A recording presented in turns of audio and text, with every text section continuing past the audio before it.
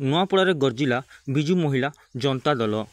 ନାରୀ ସୁରକ୍ଷା ବୋଲି 7 ଦଫା ଦାବିରେ ବୁଧବାର ନୂଆପଡ଼ା ଜିଲ୍ଲା ବିଜୁ ମହିଳା ଜନତା ଦଳ ପକ୍ଷରୁ ଏସ୍ପି ଅଫିସ୍ ଘେରାଉ କରାଯାଇଥିଲା। ଦଳର ବରିଷ୍ଠ ନେତ୍ରୀ ସରସ୍ୱତୀ ବାଗଙ୍କ ନେତୃତ୍ୱରେ ଶତାଧିକ ମହିଳା ପୁଲିସ ପଡ଼ିଆଠାରୁ ଶୋଭାଯାତ୍ରାରେ ବାହାରି ଭାଜପା ସରକାରଙ୍କ ବିରୁଦ୍ଧରେ ବିଭିନ୍ନ ସ୍ଲୋଗାନ ଦେଇ ଏସ୍ପିଙ୍କ କାର୍ଯ୍ୟରେ ଆଗରେ ପହଞ୍ଚି ବିକ୍ଷୋଭ ପ୍ରଦର୍ଶନ କରିଥିଲେ।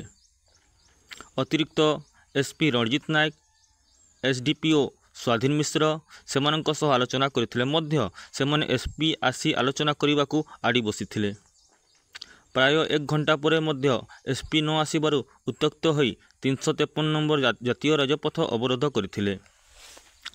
ଫଳରେ ଯାତ୍ରୀମାନେ ଅସୁବିଧାର ସମ୍ମୁଖୀନ ହୋଇ ପରେ ଏସ୍ପି ଅମୃତପାଲ ସିଂ ତାଙ୍କ ଚେମ୍ବରରୁ ବାହାରକୁ ଆସି ଦାବିପତ୍ର ନେଇଥିଲେ। ଏହାପରେ ଧାରଣା ପ୍ରତ୍ୟାହୃତ ହୋଇଥିଲା। ଦଳର କର୍ମକର୍ତ୍ତା ଦର୍ଶାଇଥିଲେ, ରାଜ୍ୟର ଭାଜପା ସରକାର ଆସିବା ପରଠାରୁ ଆଇନ ଶୃଙ୍ଖଳା ବିପର୍ଯ୍ୟସ୍ତ ହୋଇଯାଇଛି।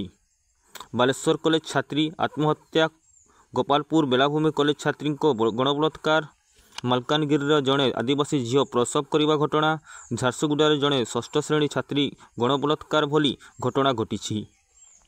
ରାଜ୍ୟରେ 9 ମାସରେ 20,000 ମହିଳା ନିଖୋଜ ମାମଲା ପଞ୍ଜୀକୃତ ହୋଇଛି। ବର୍ତ୍ତମାନ 7,048 ଜଣ ମହିଳାଙ୍କୁ ଠାବ କରିବାରେ ସରକାର ସକ୍ଷମ ହୋଇଛି। ଆଗକୁ ପାର୍ବଣ ଆସୁଛି। ପୋଲିସ ପ୍ରଶାସନ ସଜାଗ ହୋଇ ନାରୀମାନଙ୍କ ସମ୍ମାନ ରକ୍ଷା କରି ଆଇନ ଶୃଙ୍ଖଳା ପରିସ୍ଥିତି ନିୟନ୍ତ୍ରଣ ନ କଲେ ଆଗକୁ ଆନ୍ଦୋଳନ ଜୋରଦାର କରାଯିବ ବୋଲି କର୍ମକର୍ତ୍ତାମାନେ ଚେତାବନୀ ଦେଇଛନ୍ତି।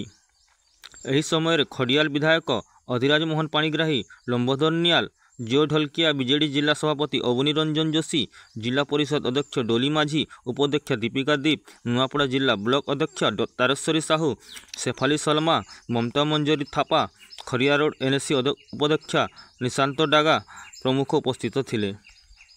Bureau report, Nuapada, mirror news.